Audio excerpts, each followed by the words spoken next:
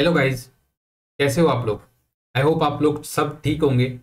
ठीक है, आज हम लोग नया टॉपिक लेने वाले हैं जो है केंद्र प्रवृत्ति के मान। ठीक है, measure of central tendency. Okay, इसमें शुरुआत में हम इसमें दो लेक्चर आने वाले हैं। एक में हम मीन मीडियन मोड पढ़ेंगे, दूसरे में हम पढ़ेंगे पार्टीशन वैल्यू। ठीक है, पार्टीशन मतलब विभाजक, विभाजन की जो होती है ना, क्वार्टाइल, डेसाइल और परसेंटाइल, वो चीजें पढ़ेंगे। ठीक है, अभी हम शुरुआत करने वाले हैं मीन मीडियन एंड मोड के बारे में।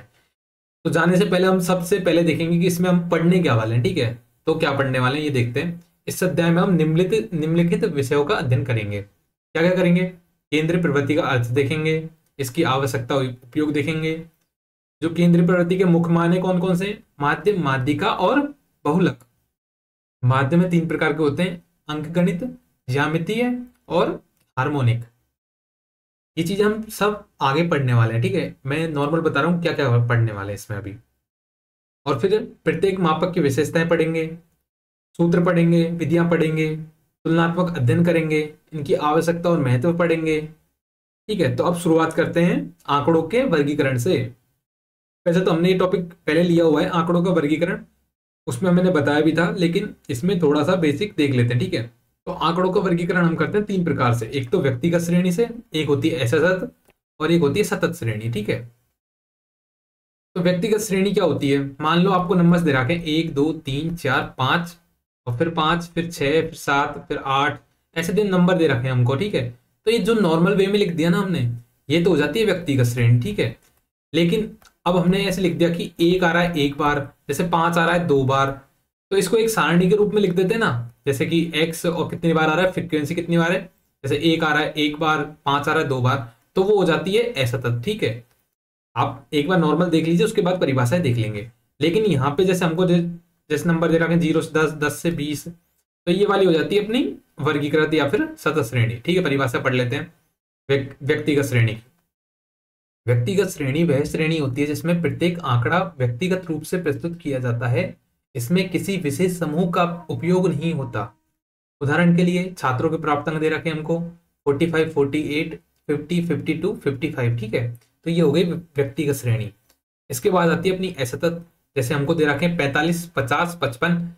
45 अंक कितने बार आ रहे हैं, कितने छात्रों के? 2 के, तो फ्रीक्वेंसी 2। 50 कितने के? 3 के। 55 कितने के? 3, 4 के। ठीक है, तो ये हो गई असतत। अब आते हैं हम सतत पे। सतत क्या होती है? जिसमें ये आ जाए 60 से 70। एक होती है इसमें लोअर लिमिट, एक होती है हायर लिमिट। जैसे इसमें देखेंगे तो एल कितना है? 60, हायर हायर कितना है? 70, तो लोअर हायर ये हो गया। ठीक है, तो जहां पे रेंज दी हो, अंक श्रेणी दी हो, तो वो आ जाती है अपनी सतत श्रेणी। अब सतत श्रेणी के बाद हम पढ़ेंगे कि सतत श्रेणी के दो प्रकार की होती है। सतत श्रेणी कैसे होती है? दो प्रकार की होती है।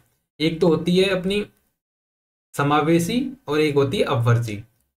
तो हमको जो पढ़ते हैं हम लोग, वो पढ़ते हैं हम अपवर्जी। ठीक है, अगर हमको समावेशी दे रखी हो तो उसको पहले हम अपवर्जी में बदलेंगे और पढ़ते हम अपवर्जी हैं। ठीक है, तो यहीं पे समझा देता हूं मैं आपको समावेशी होती क्या है। ठीक है, मान लो आपको आंकड़े ऐसे दे रखे हैं 0 से 9, फिर 10 से 19, फिर 20 से 29।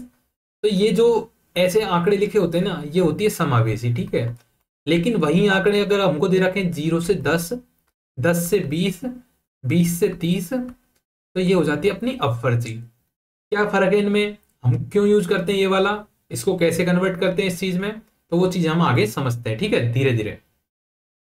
तो अब पढ़ रहे हैं हम समावेशी और अपवर्जित विधि। ठीक है, समावेशी विधि की परिभाषा देख लेते हैं। इस विधि में किसी श्रेणी की ऊपरी सीमा अगली श्रेणी की निम्न सीमा में शामिल होती है। ठीक है, तो 0 से 9, 10 से 19। ठीक है, तो इसमें क्या हो गया, अब हमसे पूछेंगे 9 कौन से में शामिल है, तो 9 इसमें शामिल होगा। ठीक है, 0 से 9 दे रखा है, तो इसमें कितनी बारंबार है? 5, 7, 8, 4। ठीक है, विशेषता क्या है इसकी? यहाँ 9 पहली श्रेणी में शामिल होगा, 19 दूसरी श्रेणी में शामिल होगा, और यह विधि अक्सर स्कूल मार्कशीट और जैसे आंकड़ों में प्रयोग की जाती है। ठीक है, अगला है अपवर्जित। ठीक है, इस विधि में किसी श्रेणी की ऊपरी सीमा अगली श्रेणी में की निम्न सीमा में शामिल होती है। अगर हमसे पूछ लेना है कि 10 किस में शामिल है, तो 10 भैया इसमें शामिल नहीं होगा, 10 इसमें शामिल होता है। अपवर्जी में ऐसा होता है। अगर यहाँ पे 0 से 9 है, तो 9 अगर ऐसे पूछ ले 0 9 कितने में, तो 9 इसमें शामिल होगा। वहीं अगर इसमें पूछे कि 10 किस में, तो 10 इसमें शामिल होगा, न बजाय इसके। ठीक है, तो इसमें क्या है विशेषता इसकी? यहाँ 10 पहली श्रेणी 0 से 10 में शामिल नहीं होगा, बल्कि दूसरी श्रेणी 10 से 20 का हिस्सा होगा। इसका उपयोग अक्सर वैज्ञानिक और वित्तीय आंकड़ों में किया जाता है। अब देखो भैया कन्वर्ट कैसे करते हैं चीजों को। अगर हमको समावेशी दे रखी है तो अपवर्ती में कैसे कन्वर्ट करेंगे, ठीक है, वो चीज मैं आपको बताता हूँ आगे। समावेशी को अपवर्जित विधि में परिवर्तित करना, ठीक है। तो समावेशी विधि को अपवर्जित में परिवर्तित करने के लिए हर श्रेणी की ऊपरी सीमा में 0.5 जोड़ते हैं और निम्न सीमा में से 0.5 घटाते हैं, ठीक है। जैसे 0 से 9 दे रखा है हमको, तो 0 में से 9 में अपन पहले 5 घटा देंगे 0.5 और इसमें 9.5 जोड़ देंगे, मतलब 0.5 जोड़ देंगे। ऐसे इसमें 9.5 हो जाएगा, इसमें 19.5 हो जाएगा, ठीक है। इसमें 19.5 हो जाएगा, इसमें 29.5 हो जाएगा, ठीक है। तो ऐसे हम लोग इसको बदलते हैं। अगर आपको समझ में नहीं आया कैसे बदलते हैं तो ऐसे देख लो। इन दोनों को जोड़ा हमने, 10 + 9 बटे 2 कर दो, तो ये आ गया 9.5। तो ये 9.5 हो जाएगा, -0.5 से 9.5। कितने का अंतर है? 10 का अंतर है, ठीक है। तो प्रत्येक नियम क्या है इसका? प्रत्येक श्रेणी की ऊपरी सीमा में 0.5 जोड़े, प्रत्येक श्रेणी की निम्न सीमा में 0.5 घटाएं, ठीक है। इस प्रकार समावेशी श्रेणी को आसानी से अपवर्जित विधि में परिवर्तित किया जा सकता है, ठीक है। आई होप आप लोगों को ये चीजें समझ में आ चुकी होंगी। अब चलते हैं हम लोग आगे, ठीक है। अब शुरुआत करते हैं हम केंद्रीय प्रवृत्ति के मापक, जो अपना टॉपिक है, ठीक है। तो केंद्रीय प्रवृत्ति के मापक में दो होते हैं, दो माध्य होते हैं, दो टाइप के माध्य होते हैं। एक होते हैं गणितीय माध्य, एक होते हैं स्थिति माध्य। तो पहले इनका मतलब ही समझ लेते हैं कि गणितीय माध्य क्यों बोलते हैं इनको और स्थिति माध्य क्यों बोलते हैं इनको। तो माध्य का हम लोग, आपको देखो थोड़ा रफ आइडिया होगा, जैसे 1 2 3 और 31 दे रखा है और फिर दे रखा है 35। हमसे पूछा माध्यिका कौन सी है इसकी, तो हमने मिडिल लगा दिया, ठीक है। वहीं हमसे इसका माध्य पूछा, सबको जोड़ के हम डिवाइड कर देंगे उससे कितने संख्या है, ठीक है। तो स्थिति माध्य में क्या, अगर यहाँ पे जैसे 35 की जगह 50 लिख दिया हमने, तो भैया माध्यिका इसमें यही रहेगी। बहुलक भी जो चीज ज्यादा आएगी ना वही रहेगा। तो माध्यिका और बहुलक ऐसे हैं जिनमें आप आगे पीछे कितने मान चेंज कर दो, कितना ही बड़ा मान लिख लो, उससे फर्क नहीं पड़ता है, समझ रहे हो। इसलिए वो स्थिति पे निर्भर करते हैं, तो स्थिति माध्य के अंतर आते हैं। लेकिन वहीं अगर हम 1 2 3 और 31 को हटा के यहाँ पे 50 लिख देंगे ना, तो माध्य में बहुत ज्यादा परिवर्तित हो जाता है। तो इसलिए इसको बोलते हैं अपन गणितीय माध्य, क्योंकि इनमें परिवर्तन आ जाता है। तो गणितीय माध्य कितने प्रकार के हैं अपने? तो ये हैं अंकगणितीय माध्य, ज्यामितीय माध्य और हार्मोनिक माध्य।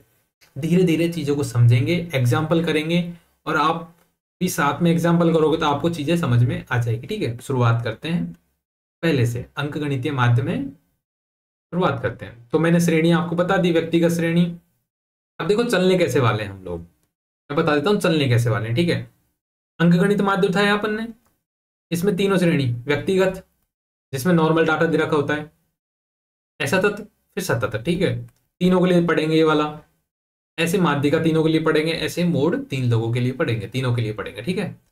तो यही चैप्टर है बस, और आपको एक एक एग्जाम्पल मिलेगा, आप सीख जाओगे चीजों को, ठीक है। शुरुआत करते हैं पहले से, अंकगणितीय माध्य के व्यक्तिगत श्रेणी की बात करते हैं, ठीक है। इसको आप पढ़ लेना, मैं बता देता हूँ कैसे निकालते हैं इसको, एग्जाम्पल से समझा देता हूँ, आप समझ में आ जाओगे।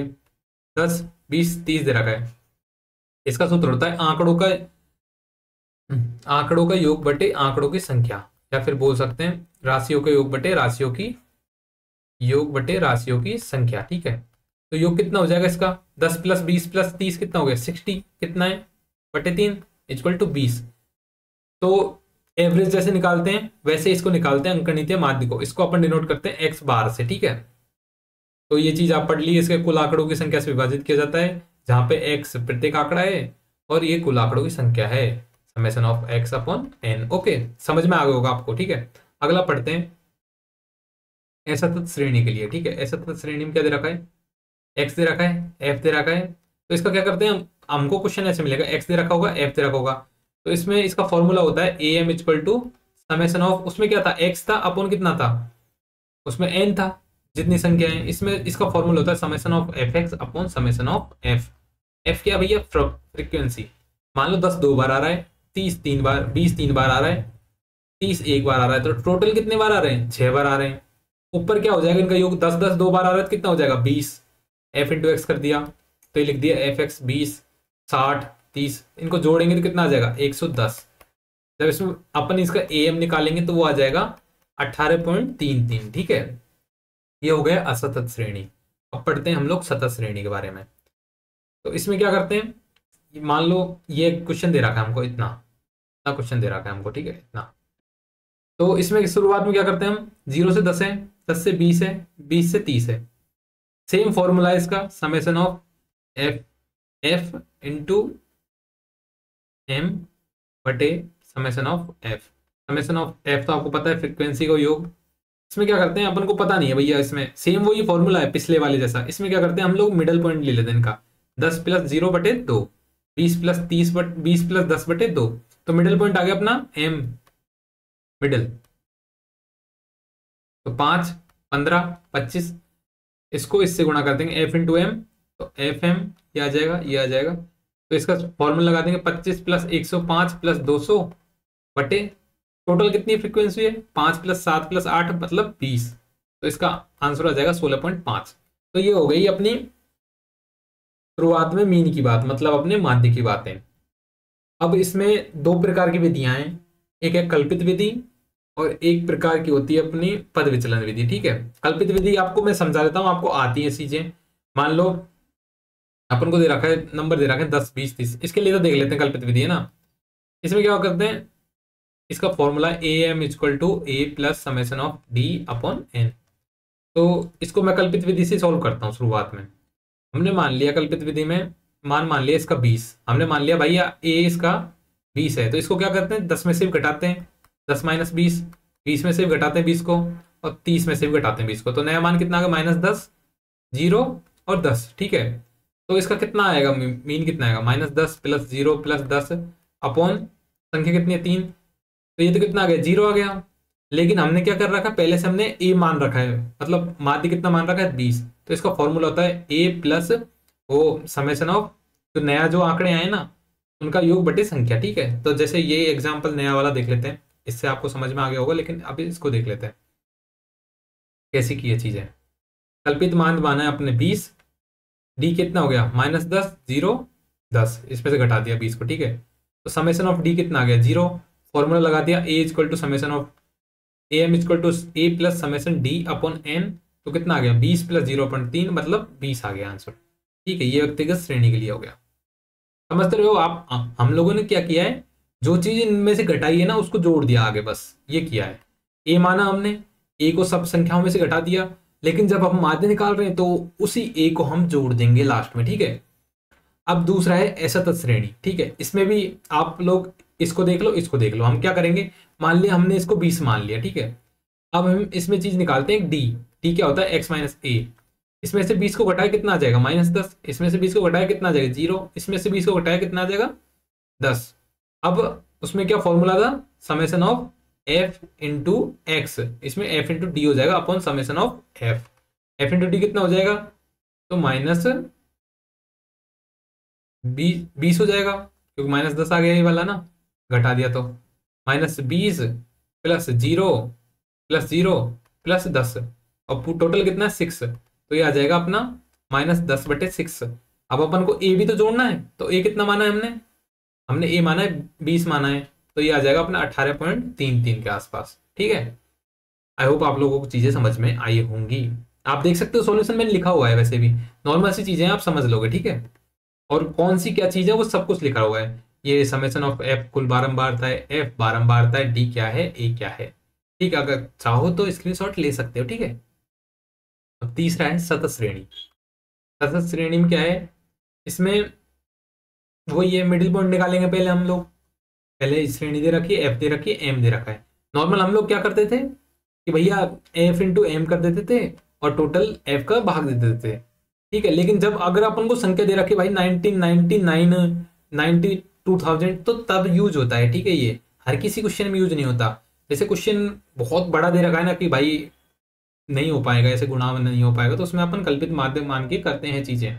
तो इसमें भी अपन एक काम करते हैं कि इसमें 15 को मान लेते हैं। ठीक है, मीन मतलब कल्पित माध्यम मान लेते हैं। ए बराबर मान लिया हमने 15। ठीक है, इन्होंने तो वैसे 10 मान लिया, 10 जरूरी नहीं है कि इसमें वही चीज माने हम लोग। ठीक है, इन्होंने जैसे इसमें 20 मान लिया। ठीक है, हम लोग 15 से भी कर सकते हैं इसको। मान लो 15 से घटा दे, कुछ भी मान सकते हैं, बस ये है कि आपको ए लास्ट में जोड़ना होगा। इसमें 20 से करा है, आप इसको देख लोगे, मैं इसको 15 से करता हूँ। ठीक है, -15 कितना आ जाएगा, -10 0 10, तो 10 into 5 equal to 50 plus 0 plus 80 बटे टोटल कितना है 20। तो कितना हो जाएगा ए प्लस, अच्छा ये -50, ओके, -10 इंटू 5 हो गया ना, -50, तो ये कितना हो जाएगा 30/20। तो मतलब ए प्लस 1.5, ए कितना माना है, अच्छा मैंने 15 माना है ना, 15 प्लस 1.5 मतलब 16.5। आप देख सकते हो इससे भी वही आंसर है, इससे भी वही आंसर है। तो आप करो कुछ भी मान लो ए की जगह, मतलब ए अपन को ऐसा मानना है जो सबसे इजीली हो जाए। जैसे मैं तो -15 मानूंगा क्योंकि मतलब मेरा तो 0 हो जाएगा एक पद, तो मुझे इजी हो जाएगा, इसलिए मैं, आप कुछ भी मान सकते हो, ठीक है। अब अपन आगे चलते हैं पद विचलन विधि पे। भाई पद विचलन क्या है, तो उसमें देखो अपन ने यहां तक तो कर लिया, ए कल्पित माध्य मान लिया, लेकिन फिर भी वैल्यू बड़ी आ रही तो हम क्या करते हैं उसमें भाग दे देते हैं। जैसे मान लो कोई कॉमन है, जैसे इसमें डी तक तो हमने निकाल लिया, अब इसमें हमने भाग दिया 5 का, क्योंकि 5 का सब में जा रहा, 5 का भाग दे दिया। अब लास्ट में जब अपन करेंगे ना यू से गुणा इसको, एफ को, तो देखो कितना कमा रहा है, -15 -7 माइनस प्लस 3। तो देखो मैं फॉर्मूला फिर से समझाता हूँ। फॉर्मूला पिछला क्या था, A plus summation of F into U था, इस एफ इंटू डी था, इसमें एफ इंटू यू ले लेते हैं अपॉन समेशन ऑफ एफ। इसमें क्या करते हैं, जैसे हमने उसमें से घटाया ना तो प्लस करते हैं, इसमें हमने भाग दिया है तो हम इसमें गुणा कर देंगे, ठीक है, इंटू सी, जिससे हमने इसमें भाग दिया, ठीक है। तो देख सकते हो आप पूरा सॉल्यूशन दे रखा है। ए हमने इसमें 20 मान लिया, ये चीजें आई गई एफ यू, अब इसमें फॉर्मूला लगा दो बस, समेशन ऑफ एफ यू कितना हो जाएगा, -14/20 इंटू 5, तो यही 16.5 आएगा। तो ए एम तो वही आएगा, चाहे आप कोई से भी तरीके से लगा लो, बस आपको ये चीजें पता होनी चाहिए कि पद विचलन क्या होती है, कल्पित माध्य क्या होता है। आपकी जो एग्जाम में क्वेश्चन पूछेंगे ना वो इतना बड़ा नहीं पूछेंगे, नॉर्मल पूछेंगे, तो बस ये पता होना चाहिए कि भाई पद विचलन ये होता है, माध्य की एक विधि है माध्य निकालने की, ठीक है। अब अगला पढ़ते हैं हम लोग, अंक गणितीय माध्य के गुण। गुण देख लेते हैं भाई क्या है। तो देखो इसे आसानी से आपको जोड़ जोड़ भाग करके समझा जा सकता है, बस ये पढ़ने नॉर्मल सार्वभौमिकता की आप कोई सी भी उससे निकालो, व्यक्तिगत ऐसा सतत के लिए निकालो, सबके लिए उपयोगी है। ये नहीं कि सिर्फ मैं एक ही चीज की निकलूंगा, ठीक है। इसमें यूनिकनेस मतलब एक ही मान आता है, देख लो आप माध्य का, ऐसा नहीं रेंडर होते चीजें, ठीक है। जैसे मान लो 2 3 4 4 5 5 6, तो इसमें बहुलक के 2 मान आ गए, 4 और 5 बराबर बार आ रहे ना, तो मतलब इसमें रेंडर नहीं, इसमें एक ही मान आता है, ठीक है। इसमें समानता क्या है भाई, आंकड़ों में प्रत्येक मान को समान महत्व दिया जाता है। इसकी उपयोगिता क्या है, सांख्यिकी मापक मानक विचलन में इसका उपयोग किया जाता है। संगतता क्या, कंसिस्टेंसी क्या है इसकी, नए आंकड़े जोड़ने पर आसानी से पुनः गणना किया जा सकता है। पारदर्शिता है कि भाई आंकड़ों पर सभी मानों पर ध्यान रख के निष्पक्ष परिणाम प्राप्त होता है। इसके दोष क्या है, दोष में मैं आपको इंपॉर्टेंट बता देता हूँ क्या है। देखो जब बड़े मान जब ऐड कर देते हैं तो इसमें बहुत प्रभावित हो जाता है ये, ठीक है। और इसकी कोई व्यवहारिकता नहीं है, क्योंकि दशमलव जैसे बहुत ज्यादा आ गया, पॉइंट पॉइंट पॉइंट आता ही गया, मतलब 3 3 3 3 3 3, तो दशमलव में मान होता है ना, तब इसकी व्यवहारिक नहीं लगता है चीज, ठीक है। आप बस पढ़ सकते हो इनको, व्यवसायिक में क्या है, पृथक दृष्टि से अर्थहीन है, समानता में असफल है, सभी प्रकार के आंकड़ों के लिए उपयुक्त नहीं है, सामूहिक श्रेणियों में सटीकता की कमी, आप पढ़ सकते हो बस, है ना। आपको नॉर्मल चीजें आनी चाहिए बस, बाकी मेन था वो पीछे वाला ये है बस। अगर आपको कॉपियां भरनी है, अगर कोई स्टूडेंट बीसीए वगैरह का है तो वो देख के कर सकता है, ठीक है। अब अगला चलता है अपना भारित माध्य। भारित माध्य क्या होता है, ठीक है, इसको कैसे समझाऊं मैं, एक एग्जाम्पल से समझाने की सोच रहा हूँ इसको, ठीक है। हमको दे रखे भाई, इसमें इसका फॉर्मूला होता है वही, इसको इससे गुणा करेंगे, W into x, W into x, W into x upon में समेशन ऑफ डब्ल्यू कर देते हैं, ठीक है। भारित माध्य का ये फॉर्मूला होता है। तो गुणा के 240 140 60, तो टोटल कितना आ जाएगा 440 बटे टोटल कितना है 6 है, तो ये आ जाएगा 73.3। अब इसकी परिभाषा देख लेते हैं, भारित माध्य होता क्या है। भारित माध्य वह माध्य जिसमें आंकड़ों के प्रत्येक मान को एक भार प्रदान किया जाता है और इन्हें भार के महत्व के अनुसार औसत निकाला जाता है। यह साधारण माध्य का उन्नत रूप है जो विभिन्न मानों के महत्व को ध्यान में रखता है। कुछ नहीं किया, बस वही है summation of W x upon summation of W. आपको दे रखा होगा कि मान लो 60 व्यक्ति 40 रुपए में काम करते हैं, 40 व्यक्ति 20 रुपए में काम करते हैं, तो टोटल कितने में करेंगे, तो टोटल भार कितना हो गया भाई, टोटल तो भार 100 व्यक्ति हो गए ना, तो 60 इंटू 40, इनका औसत अगर पूछ ले 40 इंटू 20, तो ये इनका औसत आ जाएगा। तो वही है कि अगर जहां पे ये चीज दे रखे हो तो डब्ल्यू अपॉन में ऊपर डब्ल्यू इंटू एक्स, ठीक है। भारित माध्य हो गया। अब अगले पे चलते हैं क्या है। ठीक है, अपना समान वो माध्य कंप्लीट हो चुका है, समांतर माध्य। अब आते हैं अपन गुणोत्तर माध्य में। गुणोत्तर माध्य में क्या करते हैं, फॉर्मूला देख सकते हो आप, क्या है, x1 into x two into की पावर 1/n। मान लो हमको दे रखे n दे रखे x1 x2 x3 xn दे रखे, तो इसका फॉर्मूला जाएगा x1 dot dot dot xn तक गुणा कर देंगे, ऊपर 1/n, ठीक है, पावर कर देंगे। ठीक है, जैसे 2 4 8 का पूछ रहा है, 2 4 8 का, ठीक है, तो 2 इंटू 4 इंटू 8 की पावर कितने पद है, 1/3, तो 4 दूनी 8, 8 वाटू 64, तो कितने का होता है, 4 का होता है ना, तो 4, तो इसका गुणोत्तर माध्य आ गया 4। ठीक है, इसके गुण देख लेते हैं। ये सिर्फ हम व्यक्तिगत के लिए देख रहे हैं क्योंकि ये बहुत कम पूछते हैं, क्योंकि इसमें कैलकुलेशन बहुत ज्यादा बढ़ जाती है, इसलिए हम एएम का ही पढ़ते हैं, वो ही उपयोगी होती है और उसी में क्वेश्चन आएंगे। ठीक है, इससे क्वेश्चन आएंगे, तो वो क्वेश्चन कैसे आएंगे मैं आपको बताता हूँ कि G M square equal to A M into A H का ये संबंध होता है, वो आगे आएगा। ठीक है, एच एम का। ठीक है, गुण देख लेते हैं भाई। गुणात्मक आंकड़ों के लिए किया जाता है, स्थैतिक मानों को प्रभावित नहीं करता, विकास दर मापन में उपयोगी है, तुलनात्मक अध्ययन के लिए उपयोग होता है, समय सांख्यिकी विश्लेषण में उपयोगी है। सांख्यिकी तो आप सब जगह लिख सकते हो। ठीक है, सभी आंकड़ों को समाहित करता है। ठीक है, अब इसकी नेगेटिव क्या है भाई, इसमें देखो आप शून्य नहीं रख सकते किसी भी पद का मान, क्योंकि वो पूरा जीरो हो जाएगा, और आप नेगेटिव नहीं रख सकते, तो इसकी क्या बोलते हैं, दोष है। गणना में जटिलता, मान लो बड़ी आ गई चीजें भाई, अपन से रूट ही नहीं हो रहा इसका, या फिर 1/n होता है ना, तो n अगर 100 आ गया तो फिर नहीं हो पाएगा ना, तो अव्यवहारिक है, विशेष प्रकार के आंकड़ों तक सीमित है, अत्यधिक सटीकता की आवश्यकता है, समझने में कठिनाई है। ठीक है, तो ये इसके दोष है। ठीक है, अब आ गया मन एच एम पे, हार्मोनिक मीन एच एम।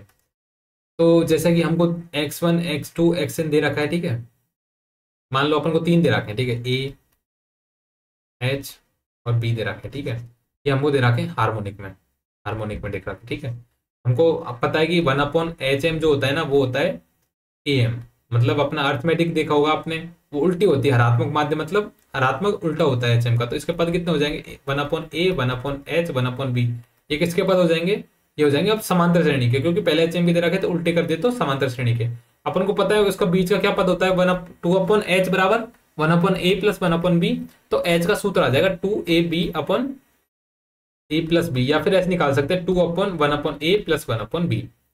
तो इसका यही सूत्र है कि ऊपर जितने भी पद हो उनको लिख दो n अपन सबको जोड़ दो 1/x करके। जैसे इसमें 2 4 8 है, तो 1/2 प्लस 1/4 प्लस 1/8 ऊपर, और ऊपर कितने पद है 3, तो इसको निकाल देंगे, 8 नीचे आ गया, 4 प्लस 2 प्लस 1 और ऊपर 3, 24/7, 7 21 43, ऐसा आ जाएगा। ठीक है, 3.343। ठीक है, ये हो गया खत्म, हार्मोनिक माध्य खत्म हो चुका है, बस इतना ही पढ़ना है आपको इसमें। अब हम संयुक्त माध्य सीख लेते हैं, संयुक्त माध्य होता क्या है।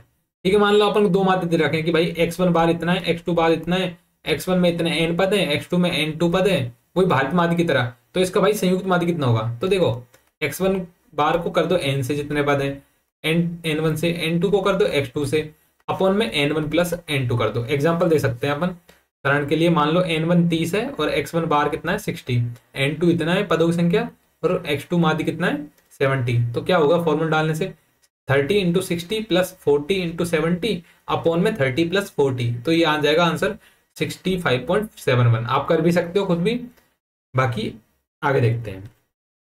ऐसे ही भाई संयुक्त गुणोत्तर माध्य क्या होता है, तो मान लो हमको दो के दे रखें, पद मान लो 3 है किसी में, और उसका जीएम है 5, पद 3 है जीएम है 5, पद 10 है जीएम है 2, मतलब जीएम 10 है और पद 2 है। ठीक है, तो क्या हो जाएगा, तो 5 की पावर 3 इंटू 10 की पावर 2 और 1 कितना n1 प्लस n2, इसका सूत्र है। ठीक है, gm1 की पावर n1, gm2 की पावर n2 और उसकी पावर 1/n1 प्लस n2। तो आप इसको सॉल्व करेंगे, जैसे ये क्वेश्चन दे रखा है, तो इसका आ जाएगा लगभग 6.69 के आसपास मान। ठीक है,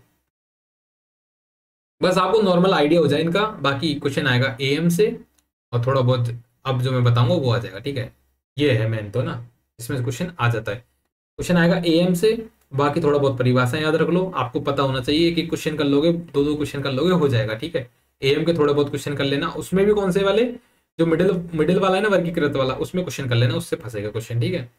बाकी अब देखते हैं इनमें जो संबंध है वो चीजों। तो हमेशा देख सकते हो आप, A M greater equal G M greater equal M H M, ठीक है, एच एम। ये होता है इसका एक तो, कि हमेशा जो होता है ना, समांतर माध्य ज्यादा बड़ा होता है, फिर गुणोत्तर माध्य, फिर हरात्मक माध्य, ठीक है। अब इसका रूल है कि जी स्क्वायर का, देखो जी स्क्वायर का रूल क्या होता है, जी स्क्वायर बराबर ए इंटू एच होता है। कैसे निकाला इसका थोड़ा सा देख लेते हैं। जैसे मैंने बताया, 2ab अपॉन ए प्लस बी आ रहा था उसका, और वो क्या था अपना एच एम था, ठीक है। तो ये क्या हो गया, A B plus A B by two कितना हो गया, ये तो ए एम हो गया नीचे तो। और रूट ए बी होता है, क्या होता है root A B, root A B होता है जी का स्क्वायर कर दो बराबर एच एम। तो जी स्क्वायर बराबर कितना हो गया, A M into H M. तो ऐसे आता है ये, ठीक है। आपको मैंने बता दिया कैसे आता है, बाकी आप याद रख सकते हो सीधा, G equal to A into M H, ठीक है। अगला देखते हैं। अब वो चीजें अपनी हो चुकी, गणितीय माध्य सारे खत्म हो चुके हैं। अब आते हैं हम स्थिति माध्य पे, जो कि ज्यादा इंपॉर्टेंट पड़ता है, क्योंकि माध्यिकाएं बहुलक आप लोगों में से काफी कम लोगों को आती होंगी, और आती होंगी तो बहुत अच्छी बात है। और बाकी इसमें क्वेश्चन है, आप क्वेश्चन की प्रैक्टिस कर सकते हो, ठीक है। हम लोग चलते हैं आगे। स्थिति माध्य, सबसे पहला है माध्यिका, दूसरा है बहुलक, ठीक है। माध्यिका को खत्म करते हैं शुरुआत में। माध्यिका वह मान होता है जो किसी समूह को बराबर भागों में बांटता है, दो बराबर भागों में बांटता है। आंकड़ों के आधे मान इससे छोटे होते हैं तथा आधे मान इससे बड़े होते हैं, ठीक है। माध्यिका के लिए मैंने बताया था आपको क्या करना है। शुरुआत में हम व्यक्तिगत श्रेणी की निकालेंगे, फिर असतत श्रेणी की निकालेंगे, फिर हम सतत श्रेणी के लिए निकाल लेंगे, ठीक है। तो अपना माध्यिका बस ये इतना ही है। सबसे पहले व्यक्तिगत क्या होती है, 1 2 3 4 5, मान लो 5 पद है। 5 पद है तो क्या होता है, 5+1/2। तीसरा पद जो होता है ना, जैसे 3 है तो ये हो जाएगी माध्यिका। मान लो सम आ गए, 1 2 3 4 आ गए, ठीक है। तो कितना हो जाएगा इसका आधा, एक तो इसमें होता है n/2वां पद प्लस n/2 प्लस 1वां पद अपॉन में 2, जो होता है इसका मान होता है माध्यिका का, ठीक है। एग्जाम्पल से करते हैं, नहीं समझ में आया तो एग्जाम्पल में आपको पक्का समझ में आ जाएगा। उदाहरण, जब अपन को दे रखे होंगे विषम नंबर 10 20 30 40 50, सबसे पहले तो पहला जो काम करेंगे हम लोग, इनको आंकड़ों को बढ़ते हुए क्रम में रखेंगे। मान लो 20 आगे होगा ना, तो 20 को ऐसे 10 20 30 40, सबसे पहले यही काम है कि सबको बढ़ते हुए क्रम में लिखना है, ठीक है। दूसरा काम क्या है, इसकी n संख्या गण ली, कितने हैं, 5 है। इसमें एक जोड़ के n+1/2 करके जो भी टर्म आ रही है, तीसरा पद आ रहा है, वही इसकी माध्यिका का मान होगा, ठीक है। अगर ये सम आ जाए, जैसे 10 20 30 40 आ जाए, तो भाई 4 पद है। अब अपन 4+1/2 तो नहीं निकाल सकते, 5.5 नहीं, 2.5 पद, 2.5 पद ही क्या होता है, 2.5 पद कुछ नहीं होता ना।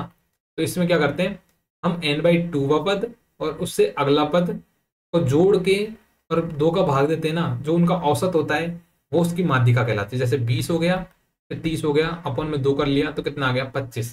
तो इसकी माध्यिका कितनी होगी, 25, ओके। हमने व्यक्तिगत के लिए देख लिया, तो हम देख रहे हैं ऐसा तत्व के लिए।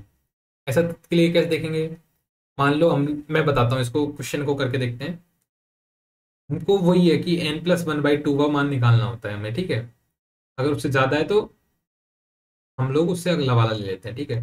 इसमें जब असतत के लिए करते हैं तो हम एक संचयी बारंबारता का ग्राफ बनाते हैं, साइड में एक कॉलम बनाते हैं, ठीक है। इसमें कैसे करते हैं, संचयी बारंबारता कैसे निकालते हैं, तो 2 के सामने 2 रख दो। अब जो यहाँ पे ऐड करोगे ना, इसको 3 को ऐड कर दो 2 में, कितना आ जाएगा, 5। 5 को ऐड को कर दो 4 में, कितना आ जाएगा, 9। 9 को ऐड कर दो 1 में, कितना आ जाएगा, 10। तो टोटल कितना हो गया, वैसे भी आप सम ऑफ फ्रीक्वेंसी देखोगे तो कितना आ जाएगा, 10। हम क्या करेंगे, 10/2 करेंगे, जो मान होगा ना, 5वां मान, 5वां पद वही होगा। अगर मान लो 5वां पद कहाँ से, 2 से ठीक बड़ा कौन सा है, 2 और 5 में से 5 कहाँ आ रहा है, 5 यहाँ पे आ रहा है ना। तो 5वां पद कितना हो जाएगा, 20, ठीक है। 20 हो गया ना 5वां पद, और 6वां पद कितना आ रहा है, यहाँ पे आ रहा है, ठीक है। तो हमने क्या किया था पिछले में, जैसे 5वां पद आ गया, लेकिन इसमें क्या करेंगे, देखो जैसे 5 10 प्लस 1/2, तो 5.5वां पद है ना। तो 5.5वां पद यहाँ पे आ जाएगा, 5 वाले से अगले वाले में, तो इसके अंदर होगा ना 30 वाले में। तो इससे जस्ट बड़ा कौन सा है, 9 वाला। तो ये इसकी माध्यिका हो जाएगी 30, ठीक है, समझ रहे हो। तो ये 30 इसकी माध्यिका हो गई। अगला देखते हैं सतत श्रेणी के लिए।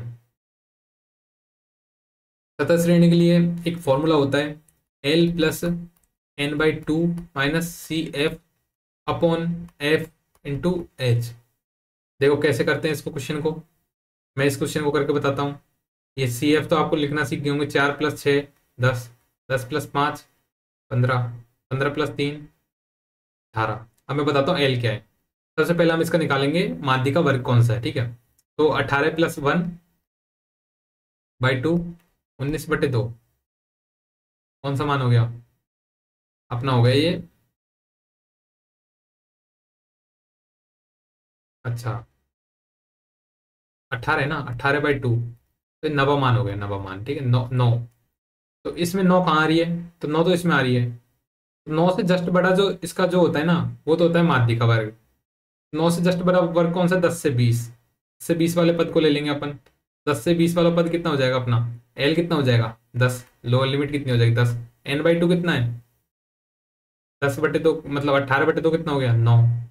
माइनस सी एफ क्या होता है, इससे जस्ट ऊपर वाली बारंबारता, ठीक है। मतलब सी एफ जो होता है ना, इससे जस्ट ऊपर वाली संचयी बारंबारता, ठीक है। तो -4 अपन फ्रीक्वेंसी क्या है, इनके बीच में क्लास इंटरवल कितने का है 10 का है इंटू, अच्छा फ्रीक्वेंसी क्या है, फ्रीक्वेंसी तो इसकी 6 होगी, ठीक है।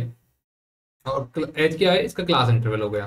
फ्रीक्वेंसी 6 कौन सी होगी, अपन को सिर्फ ये ले लेना है इसमें, ये वाला वर्ग ले लेना है, ये वाला, ठीक है। 6 10 और ये इससे मतलब है अपन को, ठीक है। तो एल तो इसका हो गया 10, सी एफ हो गया इसकी 4, एफ हो गई इसकी 6, एच हो गई इसकी 10। तो 10 + 9 - 4/6 इंटू 10, तो ये 18.33 हो जाएगा इसका मान, ठीक है, सतत श्रेणी के लिए। इसके गुण और दोष देख लेते हैं अपन। अत्यधिक मादों को प्रभावित नहीं करता, सामान्य स्थिति का प्रतिनिधित्व करता है, व्यावहारिक उपयोग करता है, सरलता होती है इसमें, रैंक आधारित मापक होता है, सतत एवं असतत दोनों के लिए उपयोग होता है, ठीक है। तो इसमें क्या होता है, केंद्रीय माध्य दिखाता है और समूह को 2 बराबर भागों में विभाजित करता है। इसमें छोटे व बड़े मान माध्यिका को प्रभावित नहीं करते, ठीक है। ये 2 इंपॉर्टेंट है इसके लिए।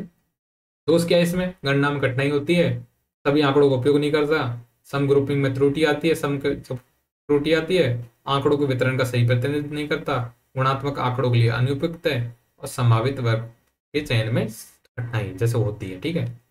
अब दूसरा है मोड। मोड भी उसकी तरह ही है, ठीक है।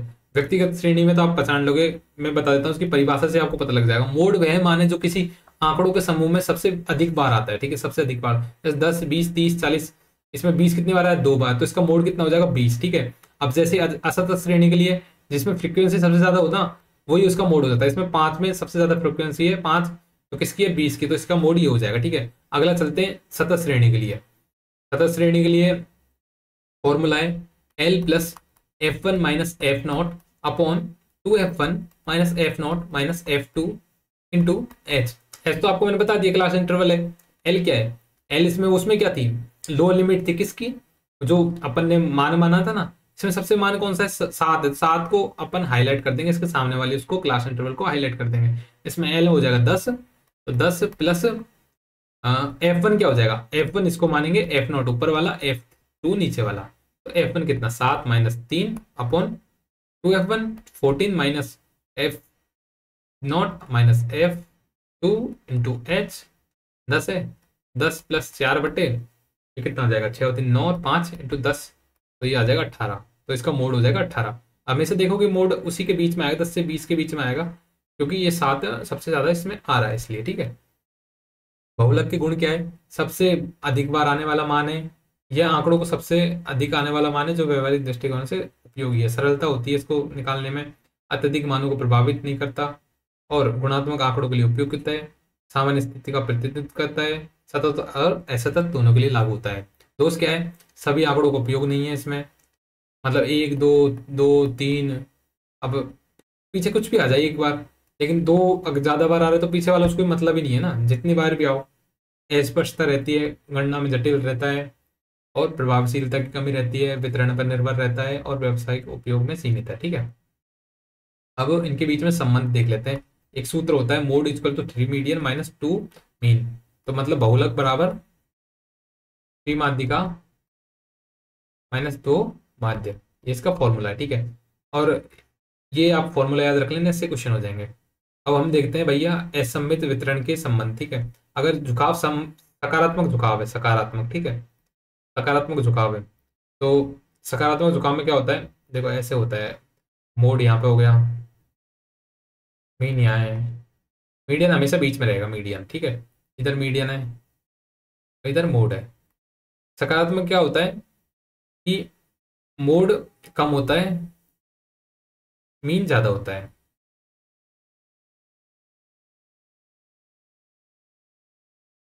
मीन ज्यादा होता है, मोड कम होता है, ठीक है, ये मीन है।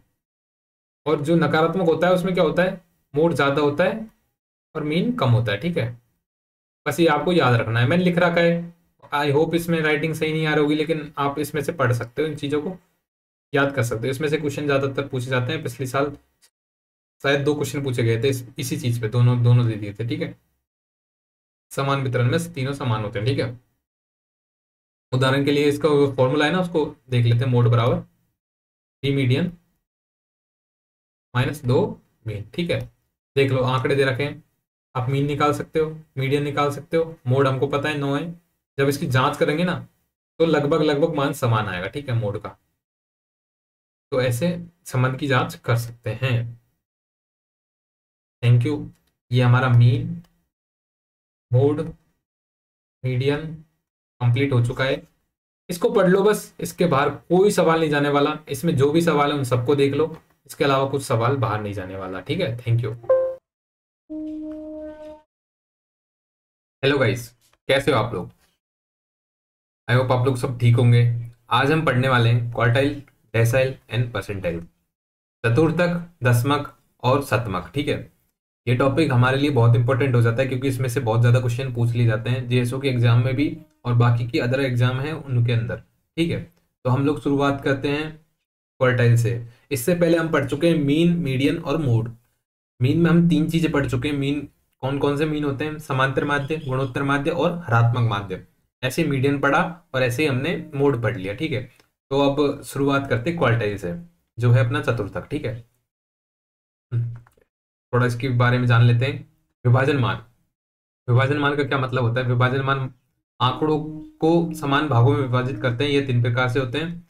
एक होता है चतुर्थक, ये आंकड़ों को 4 बराबर भागों में बांटते हैं। एक होता है दशमक, ये आंकड़ों को 10 बराबर भागों में बांटते हैं। और एक होता है प्रतिशतक, या फिर बोल सकते हैं अपन शतमक, जो आंकड़ों को 100 बराबर भागों में बांटते हैं, ठीक है। तो कैसे होते हैं ये चीजें, देखो ये कोई मान है ए बी, तो इसका जो मिडिल पॉइंट होगा ना, मिडिल पॉइंट, इसको बोलते हैं हम लोग माध्यिका। जो बीच का मान होता है उसको बोलते हैं माध्यिका। ऐसे अगर ये अपन को 3 भागों मतलब 4 भागों में बांटे, 1 2 और ये 3, Q1 Q2 Q3, कितने भागों में बांट दिया? 1 भागों में, 2 भागों में, 3 भागों में, 4 भागों में। तो ये होते हैं चतुर्थक। ऐसे अगर कोई 10 भागों में बांटे, ठीक है, मतलब D1 D2 D9, तो भाग कितने हो जाएंगे इसमें? 10 भाग हो जाएंगे, तो उसको बोलते हैं दशमक। ऐसे 100 भागों में बांट दे तो वो होता है अपना शतमक या फिर प्रतिशतक, ठीक है। अब एक एक चीज देखते हैं, उसका एग्जाम्पल करेंगे, सॉल्व करेंगे यहीं पे, और आप धीरे धीरे चीजें समझ जाओगे कैसे क्या चलता है, ठीक है। सबसे पहले शुरुआत करते हैं चतुर्थक की। तो चतुर्थक आंकड़ों को 4 बराबर भागों में विभाजित करते हैं, जैसे मैंने आपको बताया था। ये 3 प्रकार के होते हैं, Q1 Q2 Q3। तो ये मान लो ए और बी 2 मान है, 1 2 3, Q2 Q1 Q3। जो 75% भाग होता है शुरू का, 25% जो भाग होता है वो होता है Q1 का, और जो पूरा 50% भाग होता है वो होता है Q2 का। तो ये Q3 का भाग होता है, ये होता है 75%, ठीक है। तो हम लोग समझ सकते हैं कि जो Q2 होता है उसको हम माध्यिका के बराबर भी लिख सकते हैं, ठीक है। M बराबर Q2 होता है। ऐसे ही M बराबर Q2 होता है। आगे हम डेसिमल पढ़ेंगे तो D5 का मान माध्यिका के बराबर होता है। ऐसे हम परसेंटाइल पढ़ेंगे तो P50 का मान माध्यिका के बराबर होता है, ठीक है। अब इसका समीकरण देख लेते हैं। तो इसका समीकरण होता है क्यू के, मतलब के पद, जैसे Q1 Q2 Q3, या फिर हम लोग लिख सकते हैं क्यू आई बराबर L plus I into N by 4 minus C F upon F into H. ये इसका फॉर्मूला होता है। एक एक चीज समझते हैं। के क्या होता है? के जो चतुर्थक के लिए वो 1 2 3 हो सकती है। ऐसे ही जो हम बात करेंगे दशमक की, तो उसके लिए के का फॉर्मूला सब में सेम होगा। यहाँ n/10 है, दशमक के लिए यहाँ n/10 हो जाएगा, और जो अपना शतमक है उधर n/100 हो जाएगा। ठीक है, फॉर्मूला सेम रहने वाला है, पूरी प्रोसेस सेम रहने वाली है। अगर आप एक समझ जाओगे तो आप बाकी के कर दोगे। ठीक है, तो और एल क्या होता है वो चीजें मैं आपको धीरे धीरे बताता हूँ। एल क्या होता है, एफ क्या होता है, सी एफ क्या होता है, एच क्या होता है, और ये सब चीजें। ठीक है, शुरुआत करते हैं इससे। आपको ऐसा क्वेश्चन दे रखा होगा, ऐसा जो ये क्वेश्चन है, ऐसा क्वेश्चन मिलेगा देने के लिए। क्लास इंटरवल दे रखे होंगे और एफ दे रखा होगा, फ्रीक्वेंसी दे रखी होगी। आपसे पूछेगा देखा Q1 क्या है, Q2 क्या है, Q3 क्या है।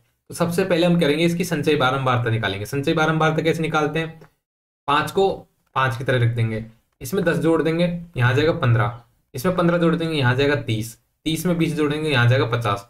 तो समेसन ऑफ मतलब समेसन ऑफ एफ कितना हो गया, ये हो गया अपना 50। समेसन ऑफ एफ जो एन होता है उसको हम समेसन ऑफ एफ बोलते हैं, वो है 50। ठीक है, जैसे फॉर्मूला मैंने बताया था आपको, n/2 n/4 लेते हैं इसमें ना, क्योंकि जो है इसमें दशमक वो निकाल रहे हैं हम चतुर्थक, तो n/4 निकालते हैं। n/4 कितना हो जाएगा, 50/4, 4 एकम 4, 4 दूनी 8, 12.5। तो हमको क्या करते हैं, जो n/4 आएगा ना उससे ठीक बड़ी संचयी बारंबारता देखते हैं। मतलब यहाँ पे अगर 15 भी आ जाता है ना तो 15 को नहीं लेते, 30 लेते हैं। ठीक है, तो ठीक बड़ी संचयी बारंबारता कौन सी हो गई, 15 हो गई। ठीक है, ये वाला पूरा जो रो है ना उसको देख लेंगे अपन, बस अपन को इसी से काम होता है। ठीक है, अपन देख लिया कि 12.5 से सबसे बड़ा ये है। ठीक है, तो ये फॉर्मूला लगाते हैं।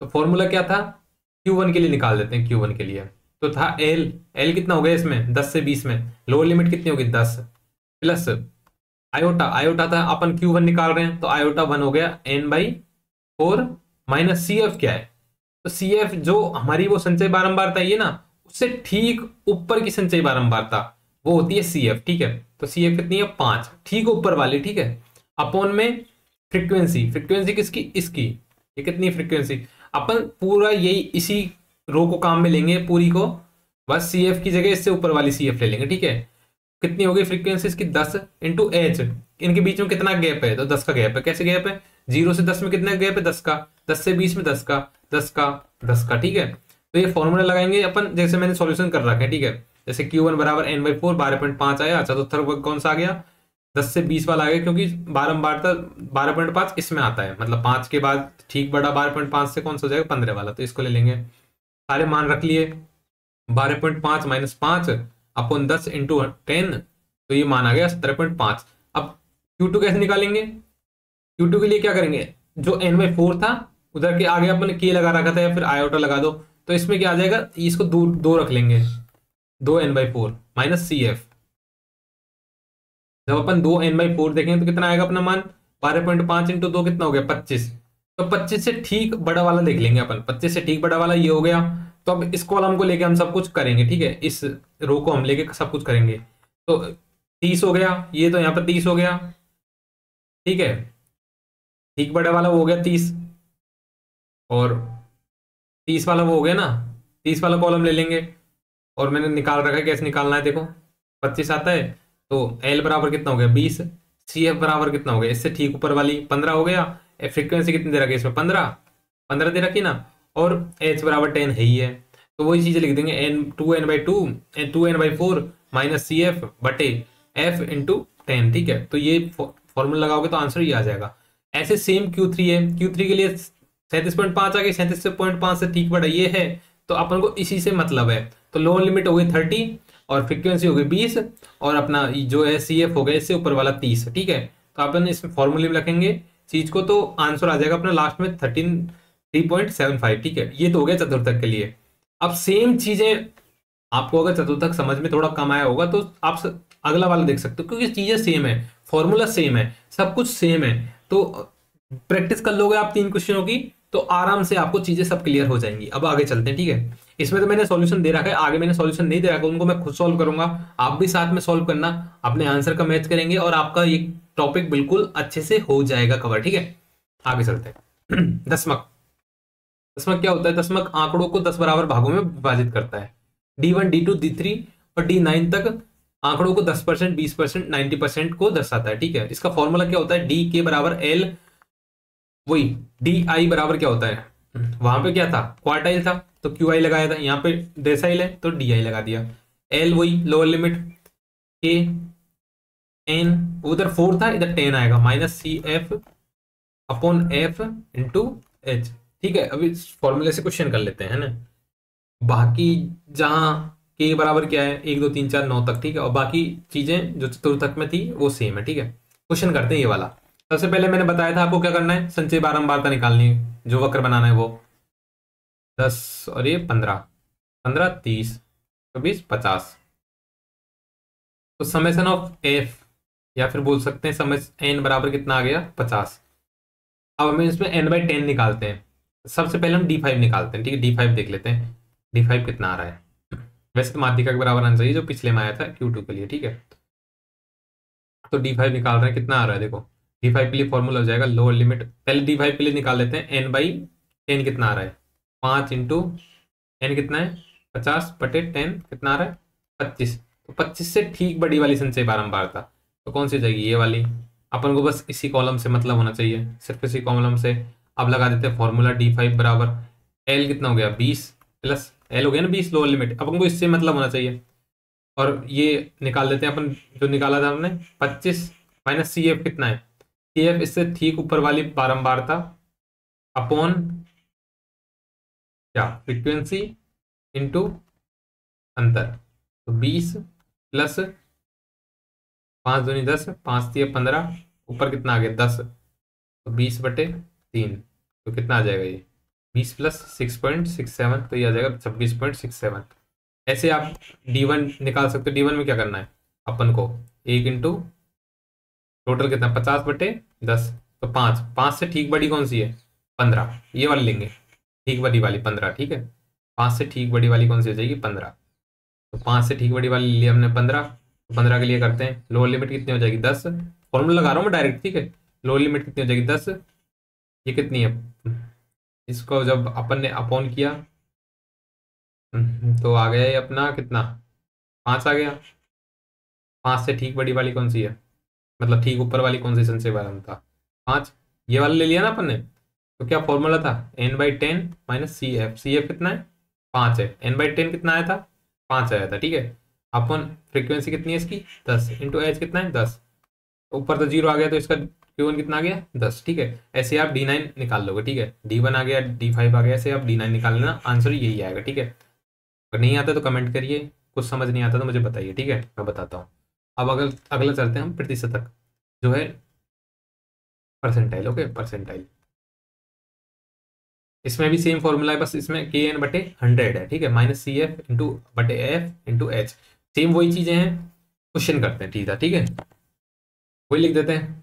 सेम एग्जांपल मैंने इसलिए लिया क्योंकि आप कंपैरिजन कर सकते हो कि भाई इसमें P50 का मान जो आएगा ना वो सेम आएगा, ठीक है।